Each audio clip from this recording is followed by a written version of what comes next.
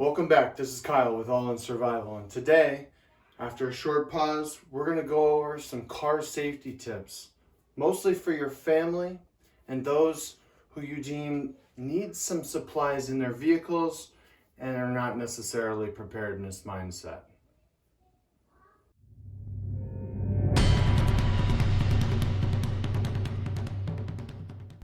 All right, we're back, and today we're going to be talking about basically get home bags or car emergency kits. And we're going into this because I started looking at what was in my wife's vehicle and what was in my daughter's vehicle and thinking, they really need some more items in there to make them safe, or at least to have them have the best chance at survival if something goes wrong.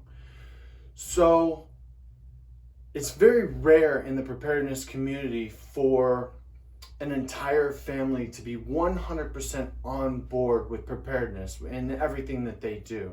Usually there's somebody in the family that takes it serious, might be a little bit more concerned, or looks at it as a hobby. It's kind of my where I'm at.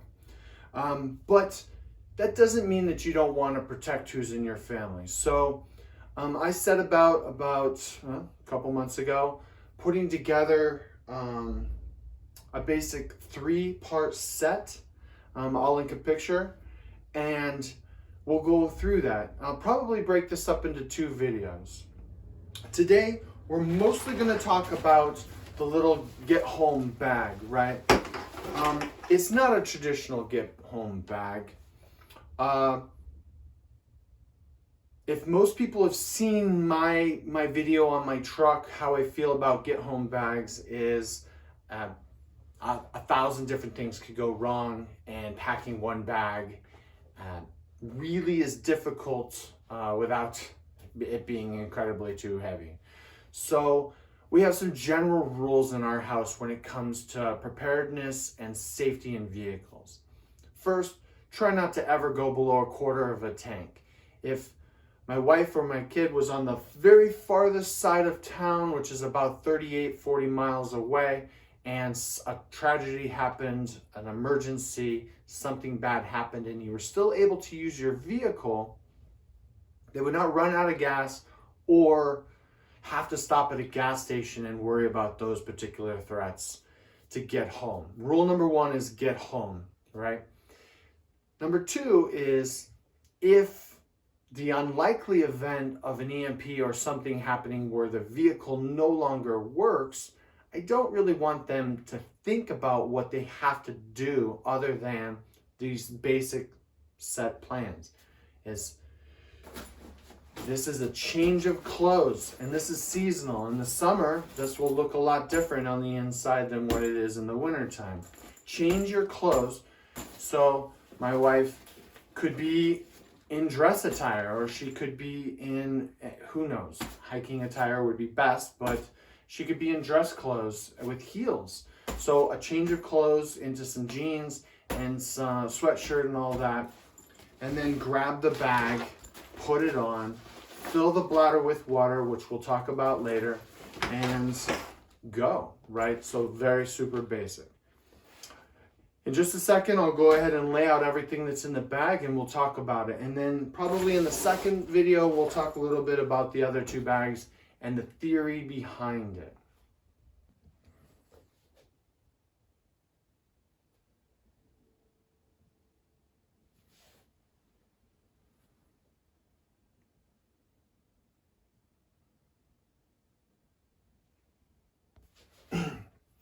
All right, we're back.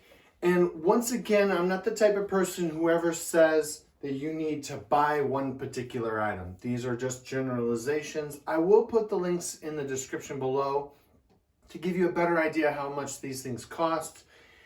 But always do your research and pick up any kind of like items, right?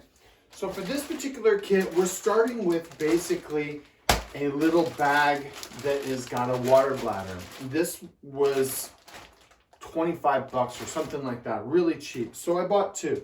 We had the full bag. As I told you, I'm building 2 of these kits, one for my wife and one for my daughter. We're starting with a bag.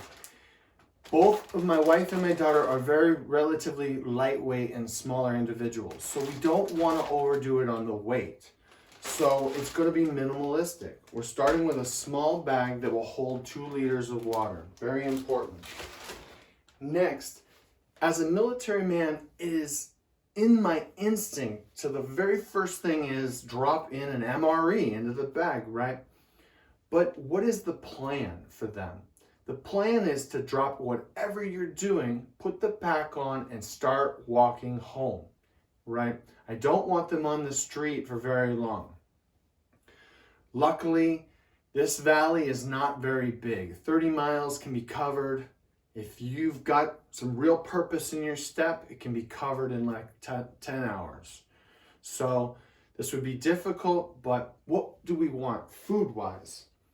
I started off with granola bars, Lara bars. You have to pick something that they're going to eat, right? So these are good for you. They have about 200 calories per, well, about 140. And they'll eat them. That's important, right? So then we got a couple of Pro bars. These are meal replacement. These are almost 400 calories each. A little less appetizing, a little more filling, right? Lastly, I've added in some Gatorade Chewies and some of these Honey Stinger Energy Chewies, and both of these products have caffeine, right? Fear will be important. It makes us sharp, it makes us strong, but caffeine will help us through those long last couple of hours of push, right? Get home. So we're not going to have full meals. We only want quick energy and keep moving. We don't want to have to stop and make a meal, start a fire, all of that stuff. You could potentially walk for 24 hours straight if you had to. It's not something that I would suggest for the average person, but in an emergency, that first 72 hours is going to be critical. We have to get home, reorganize, resupply, and leave town. You cannot be in a populated city area after 72 hours of a major natural disaster or a major disaster. All right, 2 is medical. So I didn't want to make medical too big, but I also didn't want to skimp too much. And the first thing we did is got basically an ultra lightweight backpacks medical kit 5. Small, it's got all of the boo-boo stuff, you know, small stuff for moleskin, for your feet, some aspirin and ibuprofen and stuff like that. Next, I went with a very small tactical trauma kit, right? It's got a tourniquet, a bandage, some gauze, some scissors, and a rescue blanket. God forbid, on a trip home, you came across somebody with a gunshot wound, or even worse than that, you ended up getting hit. You want to have something, right? Something is better than nothing. And so this is small and compact, and my wife and daughter both have medical training, and this would be invaluable, right? Next, you have to remember that there's the likeliness of your cell phone working is very small. So I live in the Las Vegas Valley, right? Paper map. Definitely got to have a paper map. And don't wait until that day to show your 18-year-old how to use it, right? We need to pull it out. We need to talk about it. Sense of direction when you're younger is not always the best. So let's go over how to use the paper map and best routes home. Give them some suggestions. Next, we're not orienteering. We don't need fancy GPSs and all that stuff. A basic whistle that's got a compass on it and a thermometer, right? And the whistle is for protection.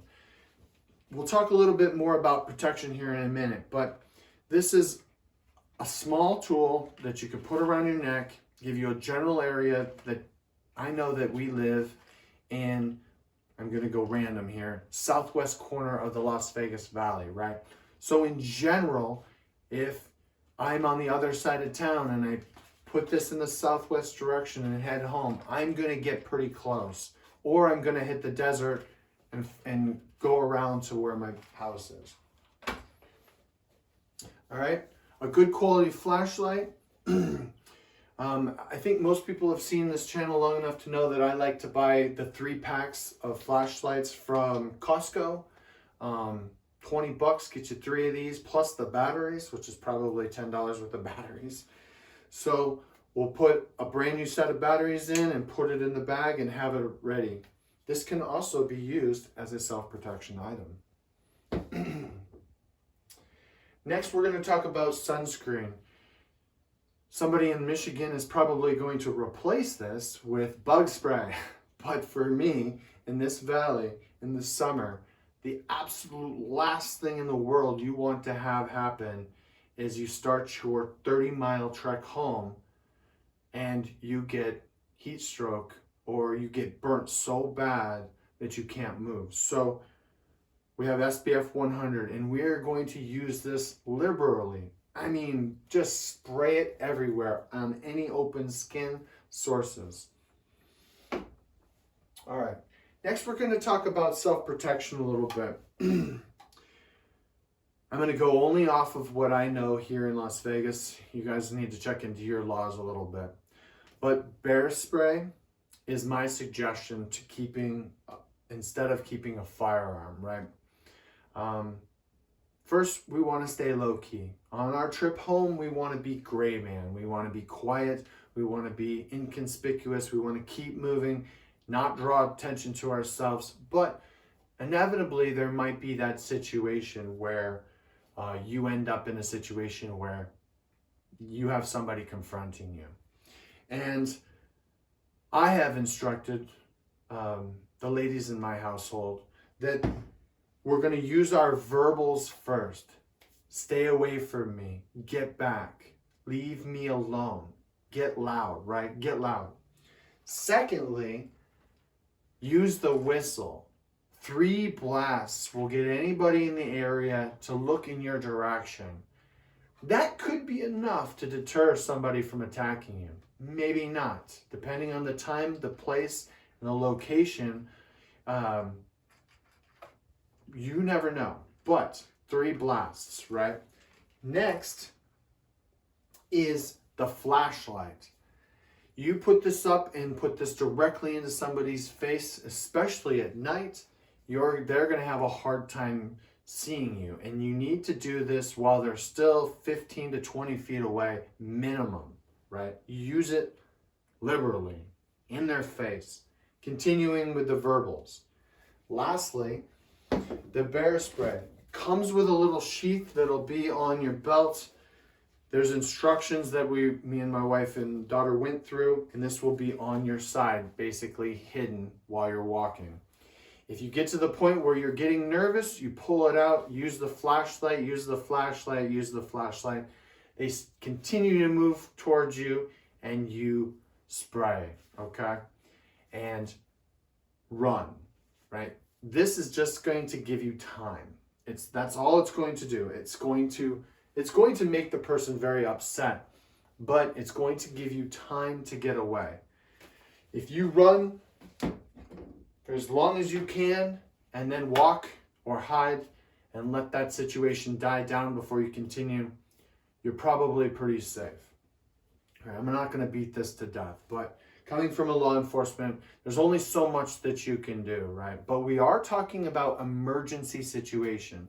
And we possibly could be talking about without the rule of law, right? So at that moment when something is going bad, so bad that law enforcement is no longer capable of replying to the needs of their citizens, your protection is your own responsibility. Think about this ahead of time and what you need or might need to do. Okay, the last thing that we're going to have in the bag and that we're going to talk about is a ham radio, right?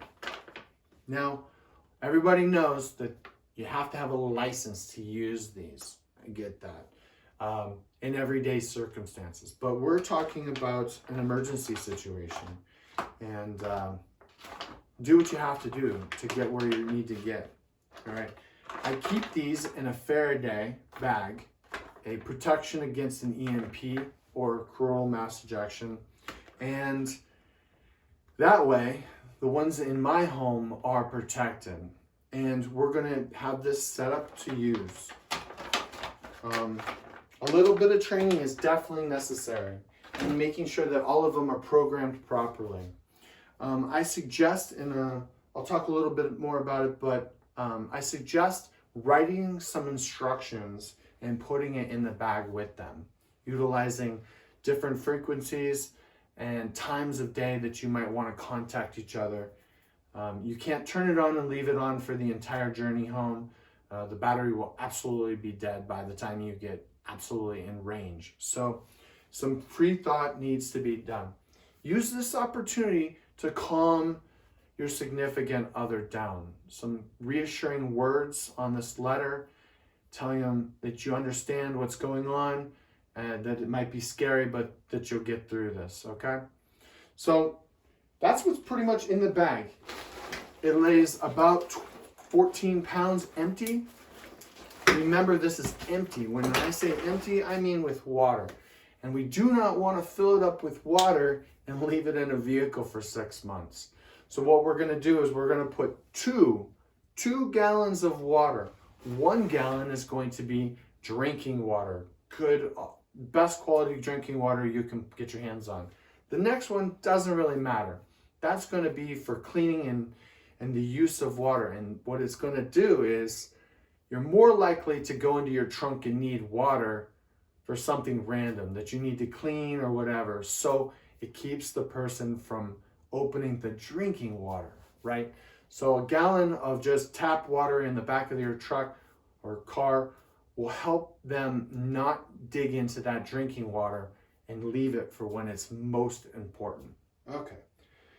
All right, in the next video, we're going to talk about the other 2 bags and some products that I recommend you have in your vehicle at all times. Once again, be safe out there.